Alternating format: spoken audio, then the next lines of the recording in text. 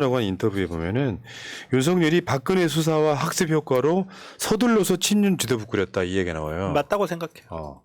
그러니까 친박으로 뭔가를 해보려고 했지만 배신자들이 워낙 많아져가지고 그러니까 이 말을 둘러치고 맺히면 윤석열 탄핵당하기 싫어서 친윤 지도부 꾸렸다 이 이야기예요. 나는 이준석 얘가 인성만 빼놓고 나면 이 정치 천재라고 생각해. 나름 영리한 부분도 있죠. 굉장히 영리해. 예, 인성만 빼고. 예. 인성도 그렇고 양 대가리 내거는 솜씨도 그렇고. 그러니까 이제 대략 인터뷰 내용은 이런 겁니다. 본인이 박근혜 대통령 탄핵 후 많은 사람들을 수사했잖아요. 그러면서 정치인들이 박 대통령에게 모든 죄를 뒤집어 씌우는 걸 봤어요. 윤 대통령 입장에서는 자신이 그렇게 안 되도록 하는 방법에 굉장히 신경을 쓸 거예요. 그 다음 박근혜 대통령이 유승민, 김무성 의원을 죽이지 않아서 탄핵됐다고 보는 것 같아요. 윤석열은 같은 일을 겪지 않으려면 자기 새끼들로 채워야 하고 유승민, 김무성처럼 핵이 될 사람은 미리 제거해야 한다고 생각하는 거죠. 박근혜 때 김무성이 당대표, 유승민이 원내대표였는데 김무성이 옥새 들고 나르샤 해버리고 유승민은 국회 원내대표 교섭단 전설에서 사실상 박근혜를 저격해버리고 이 리스크 때문에 탄핵 안 당하려고 친윤 지도부 꾸렸다고 분석을 하고 있는 거고요. 이게 있더라고. 제가 당대표 대화를 할 때도 윤 대통령은 늘 속내를 숨겼어요. 당에 부탁하고 싶은 게 있어도 기록이 남을까봐 정확히 이야기를 안 합니다. 그래서 이준석이 없어야 하는 거죠. 그러고는 사무총장에게 공동운명체 비슷한 이철규현을 앉혀놓는 거죠. 권성동 의원이 대통령한테 많이 당했어요.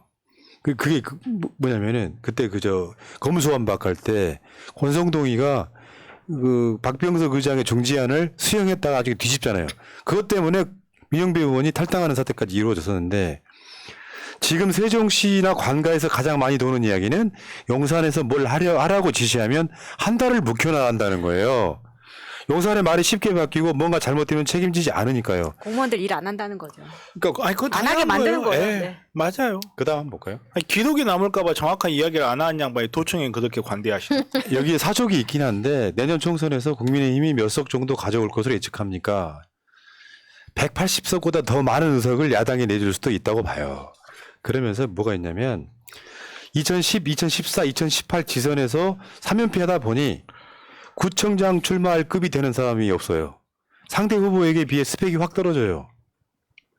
총선도 19대, 20대, 21대 강북에서 연패했어요. 또 당이 연재로 영입한 사람은 절대 강북이 안 나가요. 그래서 왁순환 때문에 사람이 없어요. 그러니까 이준석 이야기가 저쪽 당대표까지 지낸 사람의 시각이기 때문에 참 참고 좀 해보시라는 거고요. 김치국 먹고 싶은 생각은 없습니다. 윤석열은 뇌가 그런 거죠. 그러니까 정치 철학은 없고 정치 권력 투쟁에만 굉장히 뇌가 빠르게 지나간다. 그게 윤석열이다. 잔머리 굴린다는 거죠. 이게 이런 방식으로 지배했던 유명한 사람이 있죠. 스탈린이에요. 스탈린. 원래 스탈린이 2인자를 용납하지 않아요. 다 죽여버려요. 2인자는. 그렇게 장악했던 스탈린은 결국 어떻게 최후를 맞이했냐. 뇌이리얼로 쓰러졌는데 주변에 있는 사람들이 구경만 했죠. 치료해줄 생각도 안 하고. 또 스탈린이 술을 그렇게 처먹었어요. 또. 의사가 있으니까 야 이거 굉장히 마음이 좀 부푼다 좀. 그러게. 진짜 그렇게 된다니까. 나중에 고립돼가지고. 그렇게 돼요. 그 사람 진짜로. 안 보여줘. 예. 자, 더 악마 같은 애들이 있어요.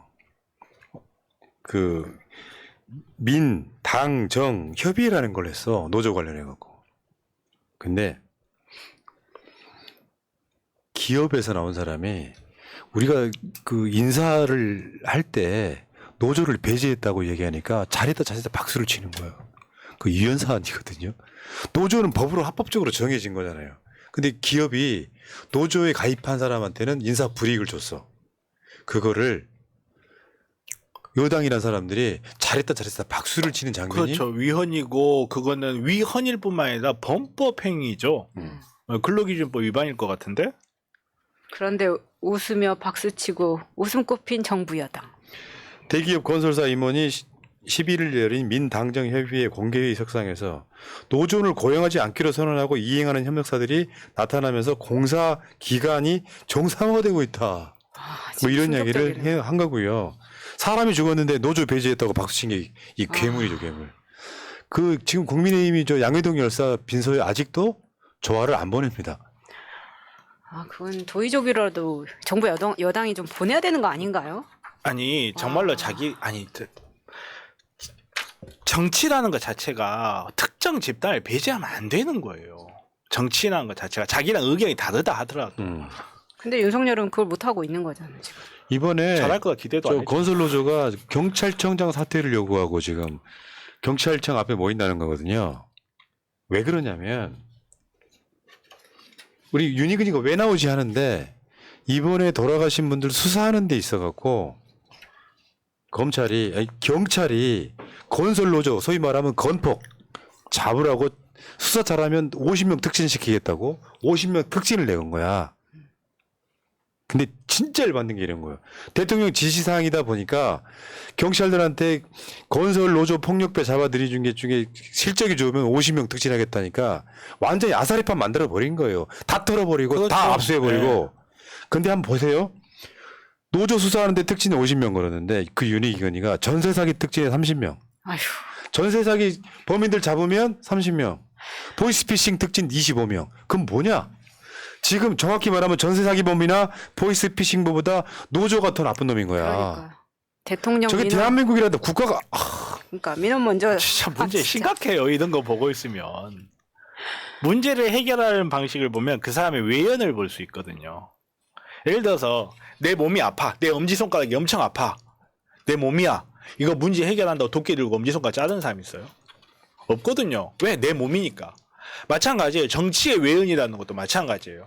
문제가 발생을 했어. 그 문제를 대응하는 방식을 보면 이 정치인이라는 사람이 어디까지를 나로 인식하고 있고 어디까지를 타아로 인식하는지 볼 수 있는 거예요. 노조가 문제 있어 도끼 들고 쳐버려.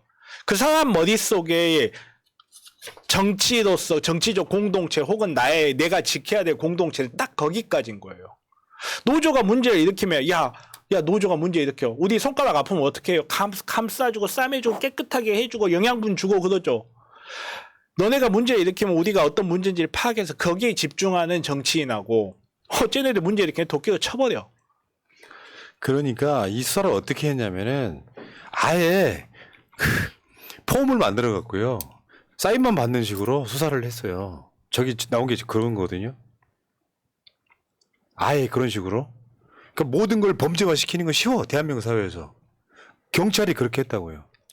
경찰이 여기에 보이는 것들을 그 사주들한테 준 거죠. 그러니까 노조 수사를 어떻게 하는 겁니까? 그냥 그 사업자들이 노조가 이렇게 얘기했어요. 위협을 느꼈어요라고 하면은 그 노조원들 그냥 잡아들이는 겁니다. 이거 어디서 많이 본 것 같지 않아요?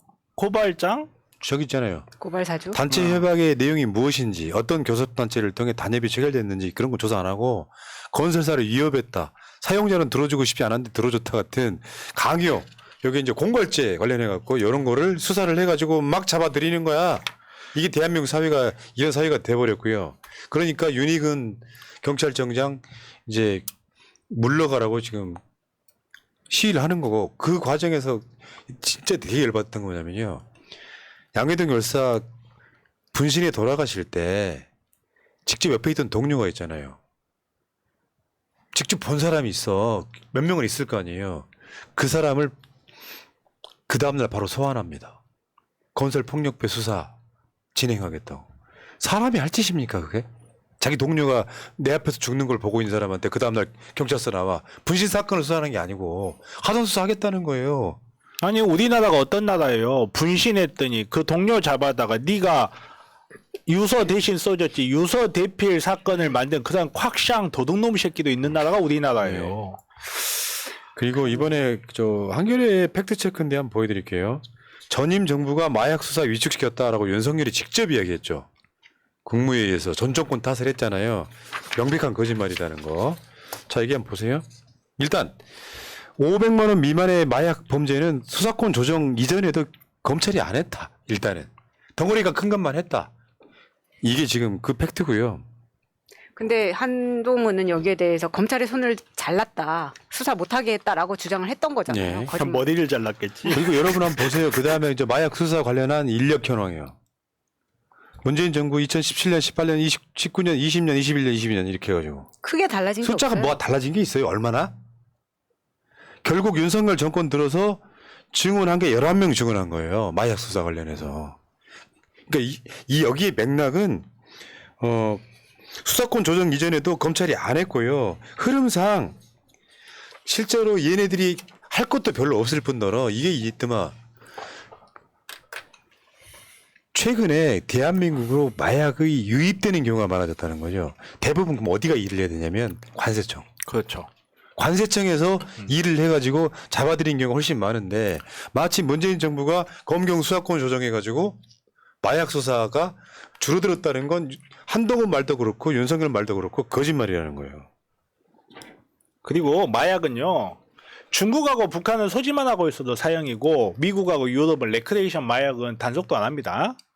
마약 사용량이 무슨 우리나라의 청정 지표라도 되는 것부터 이야기한 그거부터 거짓말이에요, 사실. 마약을 사용하는 걸 잘했다고 할 수는 없죠. 근데 자유 하시는 분 입에서 나올 말은 아니에요. 네. 자, 한동훈 면상도 잠깐만 선글라스 낀 얼굴 보여드릴게요. 꼭 봐야 되나요? 대검찰청의 마약 강력부 설치 지시. 감사합니다. 얘네들은 이미지만 얻고 싶은 거야. 그렇죠. 그렇죠. 마약 전쟁하는 수준으로 반드시 막아낼 것. 미치겠네. 미국도 못 이기는 게 마약과의 전쟁이죠. 그랬던 놈들이 윤석열이 검찰총장이고 할 때 뭐 했냐고. 홍정욱 딸 집행유예 확정, 검찰 상고 포기. 니들이 잘 사는 부유층 자제들은 다 봐줬잖아. 저때 홍정욱의 딸이 LSD 마약 1급, 미국에서도 1급으로 분류되는 마약 들여오다가 걸린 거죠. 검찰 상고 포기. 이때 검찰 누구였습니까? 윤석열, 한동훈 이런 애들이었어요. 그 다음에 아까 말한 황하나뿐만 아니라 황하나, 남양유업, 정현선, 최영근, 이선호 이런 애들이 남양유업, 현대그룹, SK, CJ 다 이런 애들 집행유예로 풀어줬잖아. 거짓말로 국민을 호도하지 말라는 겁니다. 진짜 부도덕한 거지. 전 정권이 잘했다는 이야기를 못하는 놈. 그게 찌질한 거예요. 뭐 하나라도 뭔가 아니 아까 그 방역 초반에 내가 열받았던 게 그거잖아요. 방역에 대해서 고생하셨습니다 말 한마디 못하는 새끼가 아무것도 안 하는 애가 갑자기 전 정권 탓을 딱. 마약도 마찬가지예요. 어차피 이 소액들 잡범들은 잡아들이지도 않았으면서 그러니까 이게 마차님이 항상 하는 주장이 그거잖아요. 그 수사 문재인 정부 때 니들이 했다. 아니 MIT 정도 되는 대학 다니고 미국에서 대학 다니고 하면 그런데 마약 사용률 높지 않나요? 네. 걔네들 레크레이션 마약 많이들 쓰는 것 같던데 갑자기 고위직 누구 하나가 이름이 하나 늘 것 같은 느낌이 좀 들어가지고. 그러니까 내가 봤을 땐 윤석열이나 한동훈이나 이 검찰 문제가 어떤 사회적 문제로 떠오르지 않았을 때는 이런 방식으로 검찰 정치를 했던 그렇죠. 것 같아요. 그러니까 예. 가짜 뉴스를 팩트 체크가 안 되는 줄 알고 막 던져요. 알고 보면 다 지들 잘못이고 지들이 꼴통 짓을 한 거라고 이렇게 보면 되고요. 자, 이 주제는 여기까지 하시고.